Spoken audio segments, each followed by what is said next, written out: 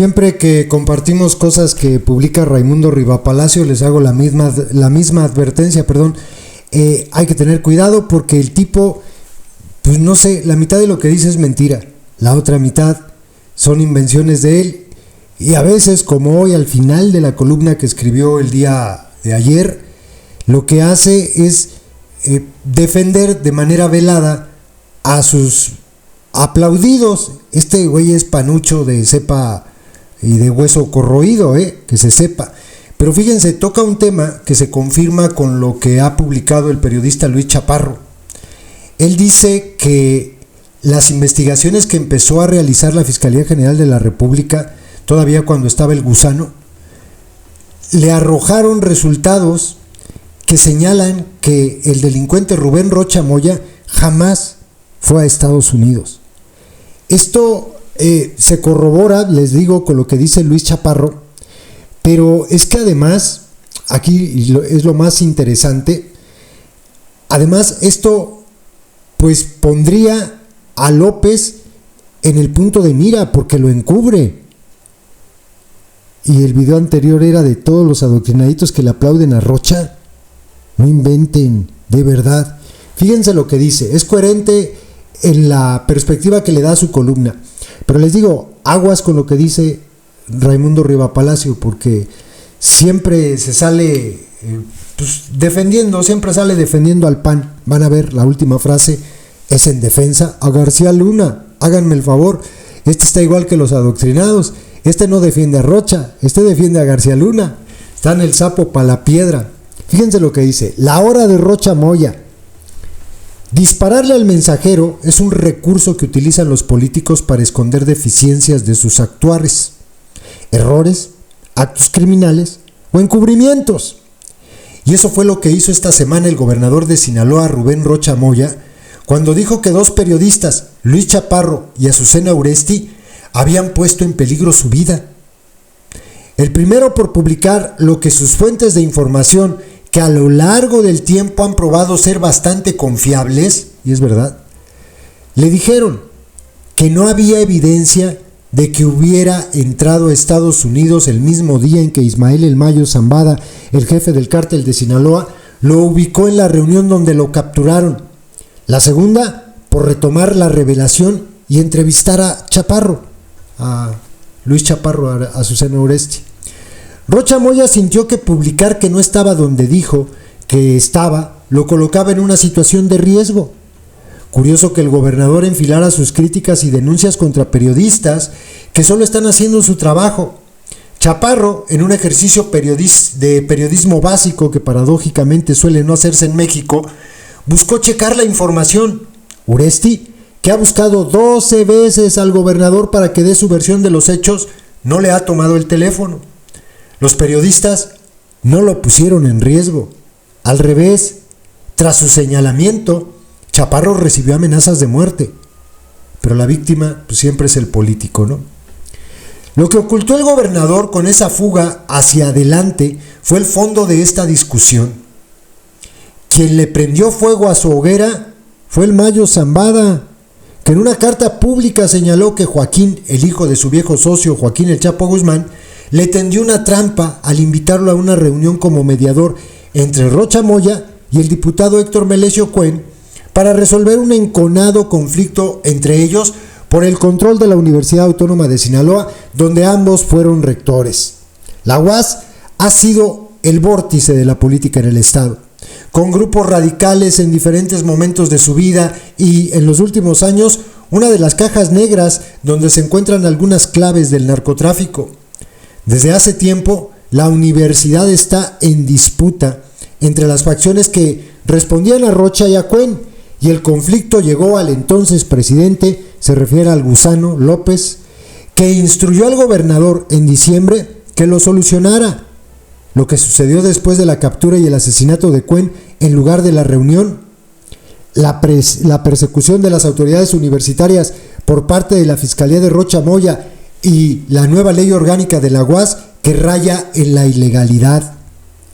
Rocha Moya, ojo con esto, ha negado las afirmaciones de Zambada, pero la Fiscalía General de la República investigó algunos de sus señalamientos y corroboró que había existido ese encuentro y que el asesinato de Cuen no fue como aseguró la fiscal de Sinaloa, Sara Bruna Quiñones, sino que el crimen fue en el rancho donde el capo dijo que había estado también el gobernador. Extrañamente, ni él ni ella han sido investigados por su presunta responsabilidad en los hechos, por lo menos de manera seria, ¿no? Por el contrario, López y Lady Rebsamen lo han respaldado incondicionalmente. Y vean esto, todavía como presidente, el gusano le pidió al delincuente Gertz Manero que hablara con el gobernador, que según una queja posterior solo le había dicho mentiras. Gertz Manero le dijo a López que tenía sospechas de que no había viajado a Los Ángeles, como aseguraba, a lo cual se agregó un dato posterior de que Rocha Moya había enviado su dispositivo móvil a Estados Unidos para que el GPS mostrara que sí había viajado. Lo que hizo Luis Chaparro fue corroborar lo que ya le habían informado al entonces presidente. Si esto es verdad, si es así como ocurrió, López está encubriendo a Rocha Moya. Yo no lo dudo. Saben que tienen mucho que perder. El gobierno de Estados Unidos no ha aportado ninguna información o documentación sobre la captura de Zambada o sobre Rocha Moya, quien de acuerdo con un informe que le dieron a López, efectivamente organizó la emboscada contra el capo y entregó al jefe del cártel de Sinaloa a los estadounidenses. La carta de Zambada refleja la molestia contra el gobernador y lo señala claramente como un político que tenía una relación estrecha con él y con los chapitos, y los adoctrinados lo defienden. Señalar a Chaparro y a Uresti como las personas que ponen en riesgo su vida es un absurdo. Su vida sí corre peligro, pero no por los periodistas, sino por la denuncia de Zambada, por lo que considera el jefe del cártel de Sinaloa como una traición. Informes que tienen en Palacio Nacional plantean la posibilidad de que pueda ser objeto de un asesinato. Que lo renuncien, dicen en Sinaloa. Pero Rocha Moya no está solo. De manera inexplicable, Lady Rebsamen le ha mantenido su respaldo y echó a la prensa la responsabilidad primaria de investigar si había viajado o no a Los Ángeles. Esto es una omisión de sus responsabilidades. El gobierno, a través de su fiscalía y los ministerios públicos, es el que tiene la obligación legal de investigar a Rocha Moya y sus presuntas relaciones con el cártel de Sinaloa, no la prensa, que por lo demás es la única que ha ido aportando datos sobre este caso, y es verdad, La indolencia gubernamental tiene fecha de caducidad.